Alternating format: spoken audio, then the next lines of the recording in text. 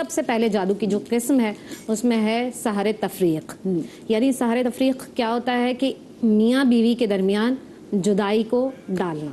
ٹھیک ہے, یہ پہلی قسم ہے جسے قرآن نے بھی بیان کیا. دوسری قسم ہے سحر تقلیل. کیا ہے تحلیل. ٹھیک ہے, اس کا کیا مطلب ہے کہ کسی بھی شخص نے کسی کے اوپر ایسا مطلب اس طرح کا کریٹ کیا کہ وہ کہے کہ ہاں یہی چیز ہے. جیسے جناب موسیٰ علیہ السلام کے زمانے میں ہم دیکھتے ہیں کہ جب لوگوں نے نظروں پہ پردہ ڈالتے ہیں کہ آپ جو بات کہیں وہم ہو جائے آپ کو, آپ نے یہ کام کیا تھا یا نہیں کیا تھا, یہاں یہ چیز پڑی تھی, اب یہاں سے غائب کہاں کیسے ہو گئی. ٹھیک ہے, وہم میں ڈال دینا یا ایسی چیزیں کرنا کہ وہ سامنے والا پریشان ہو جائے. بعض اوقات ہم کسی کے اوپر ایسی اشارہ کر کے چلے گئے, اب وہ ٹینشن میں ہے. ہاں, اور آپ نے مذاق کی ہے, آپ نے شرارت کی. جی ہاں, شرارت کی ہے.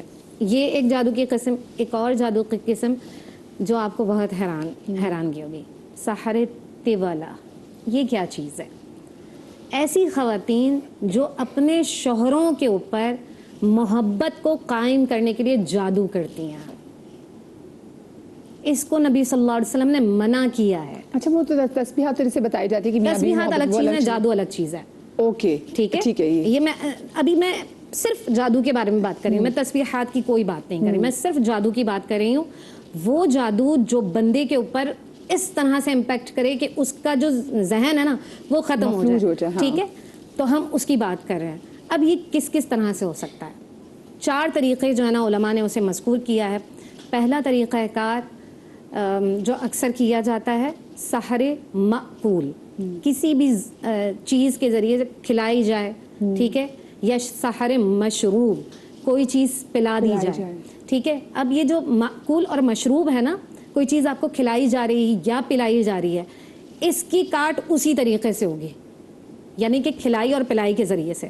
جیسے نبی صلی اللہ علیہ وسلم نے کہا کہ زمزم جو ہے وہ جادو کی کاٹ کرتا ہے. تو اگر آپ کو کسی نے کچھ کھلا دیا یا پلا دیا اور آپ کو شک ہے کہ مجھے کسی نے کچھ کھلایا یا پلایا ہے, یا آپ کو لگتا ہے کہ کوئی آپ کو کھلایا پلا سکتا ہے, آپ کی دشمنیاں بڑھ گئی ہیں, تو اپنی روزمرہ کی زندگی کے اندر آپ نے زمزم کو رکھنا ہوگا. زمزم تھوڑا سے لے لیجئے اور زمزم کا پانی جو ہے نا اس میں پانی ملاتے رہیں تاکہ اس کے اثرات جو ہے نا وہ آپ کی زندگی پر مرتب ہوتے رہیں. دوسری چیز, اجوا کے بارے میں نبی اکرم صلی اللہ علیہ وآلہ وسلم نے ارشاد فرمایا کہ یہ بھی سحر کو ختم کرتی ہے. ٹھیک ہے, تو آپ ڈیلی روٹین میں ڈیلی روٹین میں اگر آپ اجوا کا استعمال کرتے ہیں تو آپ کبھی بھی جادو کا شکار نہیں رہیں گے, کاٹ ہوتی رہے گی. اگر آپ یہ چاہتے ہیں کہ عاملین میں اصلی اجوا مل جائے, ہاں, تو آپ یہ کر سکتے ہیں. ایک اور چیز جو جادو جس کے ذریعے سے کیا جاتا ہے سحر معلق. کوئی چیز, کوئی تعویذ, کوئی ایسے شرکیاں لفظ جو درختوں میں لٹکائے جاتے ہیں اور جب ہوا چلتی ہے تو اس کا اثر اس بندے پر پڑتا رہتا ہے. اور وہ اکثر آپ نے دیکھا ہوگا کہ درختوں میں اکثر ہم نے دیکھا ہے کہ اس کی جو شاخیں ہوتی ہیں وہاں پہ کپڑے باندھے ہوئے ہوتے ہیں. ٹھیک ہے, تو یہ جنات کے ذریعے سے کوئی بھی اکثر ہم دیکھتے ہیں لباس کا کوئی حصہ کٹ گیا, آئیڈیا نہیں ہوتا, الماری کے اندر رکھا ہوا تھا, کہاں چلا گیا بھائی. ٹھیک ہے, تو وہ جنات کے ذریعے سے وہ جسم کا کوئی بھی آپ نے جو پہنا تھا لباس, تو کوشش کریں کہ اپنے لباسوں کو بھی ادھر ادھر دیکھنے کی کوشش نہ کریں. کوشش کریں جتنا بچ سکتے ہیں بچیں اس چیز سے. اچھا, ایک اور چیز ہے, یہ ہم ایک ایسی بات میں بتا رہی ہوں جو میں نے آج تک ٹی وی چینل پر نہیں بتائی ہے, اور میں اس کو دیکھ بھی اس لیے رہی تھی تاکہ میں اس کو یاد کر سکوں. ہم خوشبوؤں کا استعمال کرتے ہیں. ٹھیک ہے, اور اکثر ہم کہتے ہیں یار بڑی پیاری خوشبو آ رہی تھی, میں بیٹھی ہوئی تھی ایسی بڑی پیاری خوشبو آ رہی تھی, یا میں بیٹھی ہوئی تھی اس میں اسمیل آنے لگی. یہ کیا چیز ہے؟ اچانک خوشبو کا آنا اور اچانک بدبو کا آنا, یہ کیا چیزیں ہیں؟ یہ بھی جادو کی ایک قسم ہے جسے سحر مشموم کہتے ہیں. اور ہمیں لگتا ہے کہ کوئی نیک روح ہے نہ کوئی ملا, وہ نہیں ہے. یعنی کہ سحر مشموم, خوشبو کے ذریعے سے کوئی خوشبو سنگھائی جائے اور اس کا اثر, کیونکہ دیکھیں آپ کو خوشبو آتی ہے نا, بعض اوقات میں آپ کو خوشبو کی مثال دیتی ہوں. مثال کے طور پر بریانی بن رہی ہے, ٹھیک ہے, آپ کو خوشبو آئے گی, اس کی مہک بالکل, ٹھیک ہے, وہ کہیں نہ کہیں آپ کو انرجی بھی دے رہی ہوتی ہے نا. اچھی خوشبو آپ کو انرجی دے رہی ہوتی ہے, بری خوشبو آپ کو بیزار کر رہی ہوتی ہے کہ بھئی کہاں سے آ رہی ہے, یہاں سے نکلو. ٹھیک ہے, تو یہ چیز بھی جادو کا ایک اثر ہے, اور اس کی ایک قسم باقاعدہ طور پر علماء نے لکھی ہے کہ اسی لیے کوشش کریں کہ اگر آپ کو کوئی آپ کو آئیڈیا ہے کہ میں اس طرح سے پرفیومز یوز نہ کروں, آپ کو تحفہ مل رہا ہے, کوشش کریں کہ اوائڈ کریں, کسی اور کو آگے ہدیہ کر دیں تاکہ ایٹ لیسٹ آپ کے اوپر اس کا اثر نہ آ. جیسے اکثر لوگ کہتے ہیں نا کہ آپ کو کہ اگر کسی کے گھر سے کسی غیر کے گھر سے میٹھا آ جائے, اور اکثر جیسے آپ تو اہل علم ہیں تو اہل علم پہ بھی بڑی کوشش کی جاتی کہ جو ہے وہ نظر لگانے کی. اچھا کالر ہمارے ساتھ کافی دیر سے موجود ہے کراچی سے, حمیرہ. السلام علیکم جی. وعلیکم السلام, آپ سب لوگ کو السلام علیکم. وعلیکم السلام حمیرہ جی, بہت معذرت کیونکہ بات اتنی انٹرسٹنگ تھی کہ میں پھر کاٹ کے آپ کے درمیان بات ہو رہی تھی مدیہ, میں سب سن رہی تھی اور یہ لگتا ہے ہر ایک سے جڑی ہوئی باتیں ہیں یہ. تو میرا بھی سوال ان لوگوں سے یہ ہے کہ جیسے کپڑوں کا پھٹ جانا, آپ کوئی بھی کپڑا پہنے وہ جگہ سے پھٹ جاتا ہے, پہلا سوال میرا یہ ہے. دوسرا, پیروں کے اوپر بڑے بڑے نیل کا ہو جانا, اس کو بھی ہم لوگ یہ کہتے ہیں. اور دوسرا یہ کہ جو نظر بد حسد ہوتی ہے, اگر آپ کو پتہ چل جائے جو آپ سے مخلوق نہیں ہے, جو آپ سے اچھا ملنے والا نہیں ہے, تو رشتے دار ہو جو بھی ہو, تو ان سے ملنا پھر ہمارا صحیح ہے کہ نہیں, کیونکہ وہ چیز بار بار ریپیٹ بھی ہوتی ہے نا. تو یہ سوالات میرے بہت اہم ہیں. اور بچوں کے حوالے سے کہ جب اگر بچے کچھ اچھا کرتے ہیں تو ان پہ نظریں ضرور لگتی, چاہے وہ پڑھائی سے ہو چاہے وہ پہننے اڑنے سے ہو. تو پلیز صحیح سے مجھے آنسر دیجیے گا. بہت جزاک اللہ. چلیں میں یہ علامہ صاحب سے, مفتی صاحب سے, ان سے بھی پوچھ لیتی ہوں. جی ہاں نور بھائی, علامہ صاحب. جی کوشش کرتا ہوں صحیح جواب دینے کی. دیکھیں پہلی بات تو یہ ہے کہ ایک عادت یہ بنا لیں کہ جب بھی کوئی نیا لباس خرید کے لائیں یا آپ کوئی عطریات خوشبو وغیرہ جیسے خریدیں, جیسے بہن نے بتایا, تو صدقے کو اپنی روٹین میں داخل کریں, اس کا صدقہ نکالیں. صدقے کے حوالے سے نا کہ صدقہ تو ترد البلا, بلاؤں کو رد کرتا ہے, ٹھیک ہے نا. تو صدقے کی عادت بنائیں. البتہ یہ بھی ذہن میں رہے کہ ہم ایک ایسے شہر میں رہتے ہیں جہاں پتہ نہیں کب کہاں پہ جو ہے وہ زبردستی کا صدقہ ہو جائے, کوئی آ جائے اور آپ سے کہلا دے دیں, تو وہ آپ سے چھین کے لے گیا, اب آپ نے مرتا نہ کرتا کیا کرتا. میں نے تو صدقے کی نیت کر لی, یہ صدقہ نہیں ہوتا ہے. صدقہ قصد کے ساتھ ہوتا ہے, ارادے کے ساتھ ہوتا ہے.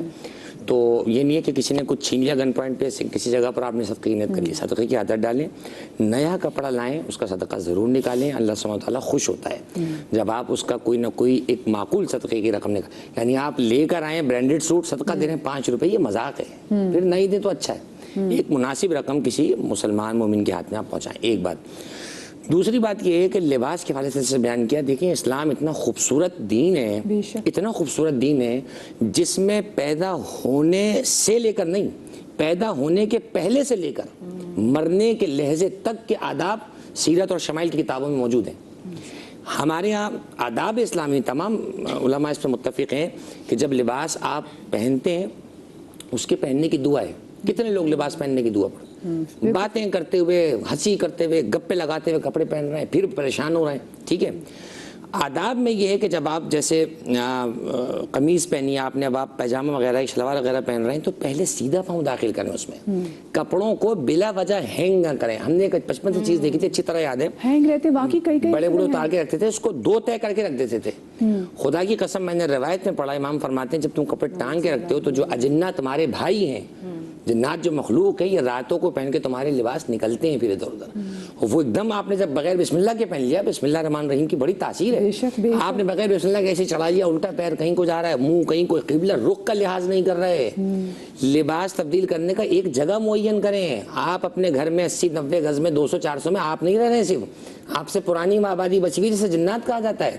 یہ جو ہمارے یہاں سب سے زیادہ مسائل پیدا ہو رہے ہیں, اس کا سب سے بڑا سبب یہ ہے کہ ہم ان کی جگہ پر قبضہ مافیا بنے ہوئے ہیں. وہ پرانے وہ رہنے والے ہیں, اب آپ وہاں رہ رہے ہیں.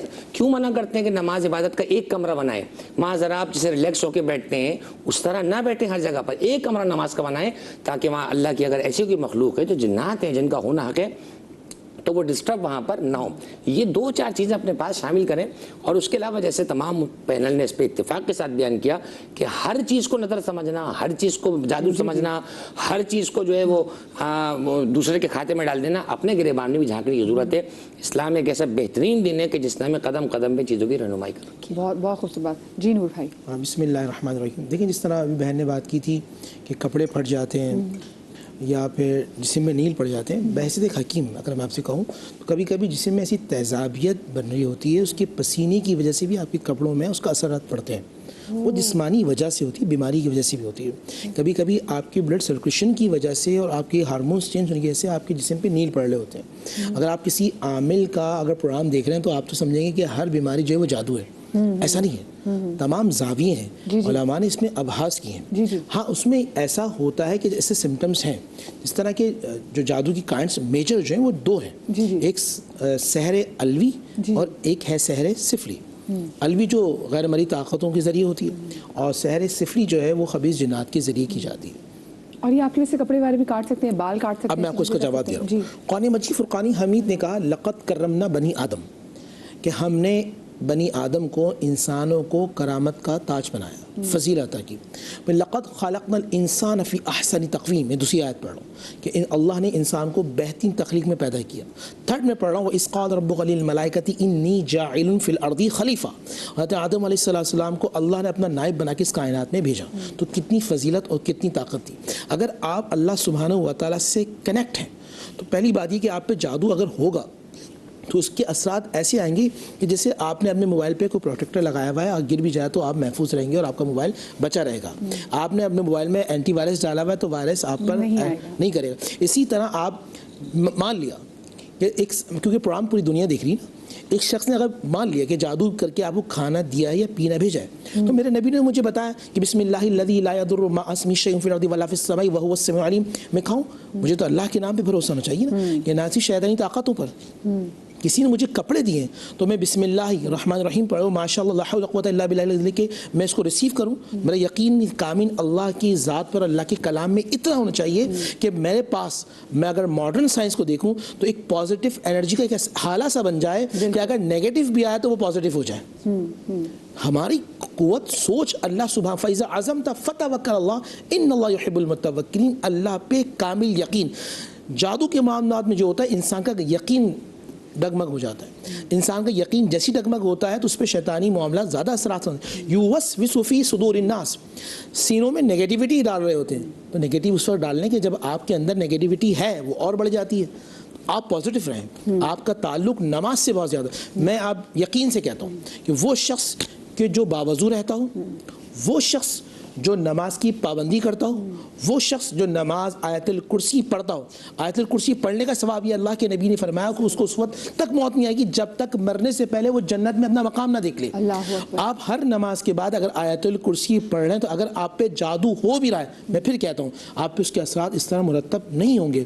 پھر آپ نبی کا طریقہ کار ہے کہ جیسے آپ اس کو دعا میں پڑھ لیں، اگر آپ ہاں بہن آپ ہر نماز کے بعد ایک مرتبہ پڑھ لیں، 3 مرتبہ پڑھ لیں۔ اگر آپ سمجھتے ہیں کہ آپ پہ جادو ہے، ہمارا یہ مسئلہ پتہ کیا ہوتا ہے، ہر چیز کو ہم بہت زیادہ پڑھ لیتے ہیں۔ اگر مثال جادو ہوا بھی ہے، آپ کو پتہ آیت الکرسی میں نے آپ کو پروگرام میں پہلے بھی کہا تھا بہن، جب ایک بندہ کوئی بھی ایک مرتبہ آیت الکرسی پڑھتا 17 مرتبہ اس پہ اللہ کی نظر رحمت ہوتی ہے، 17 مرتبہ اس پہ اللہ سبحانہ و تعالیٰ کی توجہ ہوتی ہے، 17 مرتبہ اللہ سبحانہ و تعالیٰ کا فضل ہوتا ہے، 17 مرتبہ۔ اگر دن میں آپ صبح شام 100 مرتبہ پڑھ لیتے ہیں تو آپ اندازہ کیجیے کتنی مرتبہ۔